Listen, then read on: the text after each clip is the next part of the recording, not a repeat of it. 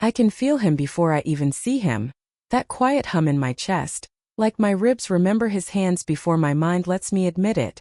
My husband's voice echoes in the kitchen behind me, asking if I want tea before bed. I nod, smile, pretend. And while I rinse our daughter's mug, my phone buzzes on the counter. One word. Tonight. I swallow the guilt with the dishwater, pressing my thighs together as if I can trap this secret deeper inside me. But it's useless. He knows where I am every Friday. He knows how easily I slip out of my own life and into his arms, as if it's the most natural betrayal in the world. Most weeks I tell myself I'll stop. I tell myself he's just a mistake, a reaction to a marriage that lost its pulse somewhere between packed lunches and polite arguments about bills. But every Friday night, when the house is quiet and my husband's breathing steadies into sleep beside me, my hand trembles toward my keys. The worst part? I don't sneak out like a villain. I slip into my coat, glance once at the baby monitor glowing soft on the dresser, and I feel alive. Like the woman I used to be before life demanded I fold myself into someone's wife, someone's mother, someone's predictable forever. When I pull up in front of his apartment, my heart doesn't ask permission anymore. He opens the door before I even knock. He smells like heat and ruin. He says my name like a promise he's never broken. Not once, not in all these months. I'm married. But every Friday I forget. Or maybe I just remember who I really am. And tonight I know I won't say no. I used to think affairs happened to other women, reckless women, broken marriages, selfish hearts. I never saw myself that way. I loved my husband once the way good wives are supposed to. Completely, obediently, like a candle burning only for him. We built a sweet little life. A toddler who smells like sleep and milk. Neighbors who wave politely. Date nights that feel more like polite negotiations than passion. And then came him. He was just a friend of a friend. A man I'd see at the gym when I tried to shed the baby weight I never really lost. The first time he spoke to me, he noticed my new sneakers, such an ordinary thing. But the way his eyes lingered, like he saw the shape of me under the baggy sweater, like he remembered the girl I'd been before marriage made me invisible. It knocked the air out of my chest. At first, I let him flirt because it felt harmless. An ego boost, I told myself. A married woman isn't tempted. But then came the coffee after the workout. The innocent texts that weren't so innocent when I reread them alone in bed. The way he'd touch my wrist when he laughed, like a spark waiting for dry leaves. It took 3 months before I said yes to the first Friday. I told my husband I needed some air. A late grocery run. I still remember how my fingers trembled on the steering wheel. My body thrumming with panic and something darker. He opened his door that first night without a word. Just looked at me like he'd been starved and I was the first taste of something forbidden. I stepped inside anyway. I stepped inside and part of me never really left. Every Friday feels like a secret I wrap around my shoulders. Heavier than guilt, sweeter than forgiveness. By the time I reach his door, I'm already trembling, already someone else. He doesn't ask about my husband, my child, my life that waits patiently for me to return smelling of perfume and excuses. He only asks for me, the parts no one gets to keep anymore. He doesn't undress me all at once. He never rushes. Sometimes he just presses me against the hallway wall, lets his mouth hover over mine until my lips ache with the wanting. I forget how to breathe when his hands trace the line of my spine. Gentle then rough, then gentle again.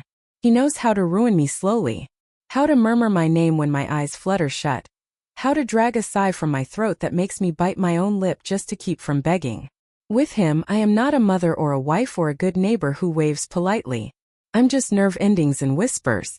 The way he looks at me in the half-light makes me reckless. He watches every shiver, every gasp I try to hide. His mouth finds the hollow at my throat, the place that makes my knees tremble. When he pulls back to study my face, I almost hate him for how easily he can make me lose myself. Sometimes he whispers, "Tell me you're mine tonight." And God help me, I do. When it's over, when I'm lying against his chest, my pulse still tapping secrets against his ribs, I always swear I won't come back. But every Friday when my husband kisses my forehead and rolls over, I do. I always do. I wish I could say I feel nothing when I drive back home, but that's not true. The guilt clings to my skin, sticky and raw. I roll the windows down even in the cold, hoping the wind will strip his scent from my hair before my husband buries his face in my neck, half asleep, mumbling, "Missed you." I lie so well now it scares me. I slip into bed like a ghost returning to her grave. My husband stirs, pulls me close, and I wonder if he can hear how hard my heart hammers, how it's never really his anymore. Sometimes I stare at him while he sleeps, the man who gave me his name, his patience, his steady love. I remember the first time we danced in my dorm room, drunk on cheap wine and promises. I remember our wedding night, how certain I was that I'd never need anyone else. I wish I could find that girl again and beg her to run before life turns her into this. But I can't undo it. I can't unfeel him, the man who waits for me like a confessional, stripping me down until I'm raw and trembling and clean in a way I don't deserve. In the morning I make pancakes. I pack lunches. I kiss my daughter's sticky cheeks and pretend I'm whole. To the world, I'm just a tired mom who forgets her own birthday sometimes. Nobody sees the bruise on my soul, the hunger that keeps me lying every single Friday. I keep telling myself it has to end. He keeps telling me I belong to him, at least on Fridays. And maybe he's right. Maybe I do. Last month I tried to end it. I sat in my car outside his building, engine running, hands clenched so tight around the wheel that my knuckles ached. My phone lit up with his name, one call, then another. I let them ring until the buzzing felt like thunder in my chest. I could see my reflection in the rearview mirror, smudged lipstick, eyes wide and wild like a cornered animal. In that moment, I thought about my daughter's laugh, my husband's tired smile when I rub his back at night, how simple life could be if I just drove away. But I didn't. I killed the engine and climbed his stairs on shaking legs. He opened the door and for a heartbeat, I thought I'd be strong enough to say the words, "We're done. I can't do this anymore." Instead, he stepped closer, cupped my face like I was something breakable and precious at the same time. His thumb brushed the corner of my mouth. That tiny gesture ripped the resolve straight from my spine. I pressed my forehead to his chest and whispered, "This is the last time." He didn't argue. He just walked me backward into the dark, like he knew I was lying to both of us. Later, tangled in sheets that smell like sin, he murmured against my hair, "Tell me you don't want this and I'll let you go." I couldn't say it. I wish I could hate him for that. But the truth is, I hate myself more for always wanting to stay. So when Dawn threatened to expose us, I kissed him one last time and promised myself I wouldn't come back. But tonight is Friday. And you already know where I am. A few weeks ago, my husband found a text. Just a single word, "soon." I'd forgotten to delete it. Careless, reckless, drunk on the safety of my double life. He stood in the doorway, phone in hand, confusion twisting his face into someone I barely recognized. I swear my heart stopped beating, every excuse fled my tongue. For one awful moment, I saw it all unravel, the lawyers, the tears, my daughter asking questions too big for her tiny mouth. But he just asked, "Who's this from?" His voice was calm, too calm. Like a man holding a glass vase and deciding whether to drop it. I lied.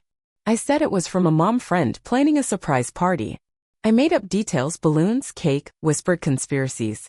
I don't know how he believed me. Maybe he didn't.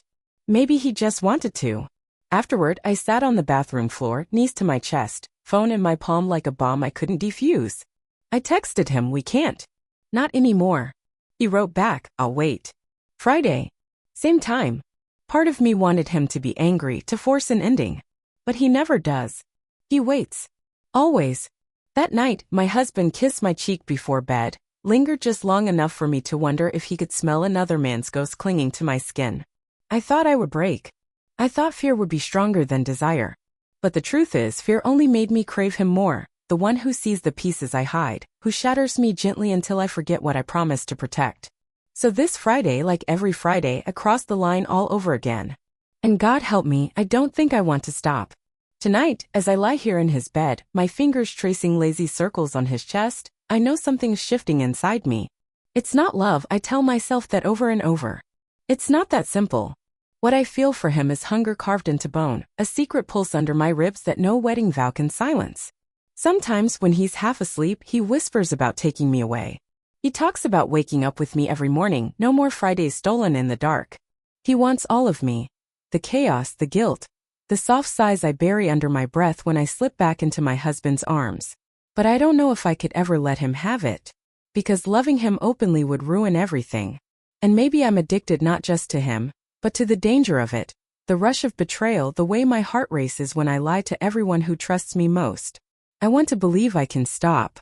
That one Friday I'll park outside his building, grip the wheel and finally drive away for good. That I'll come home and never taste him in my mouth again. But then I remember the way he looks at me when I'm unraveling under his hands, and I know. Some lies are too sweet to kill. So tomorrow I'll wake up beside my husband and pour his coffee just the way he likes it. I'll braid my daughter's hair and laugh at the cartoon she watches on repeat. I'll kiss him goodnight like a faithful wife. But next Friday?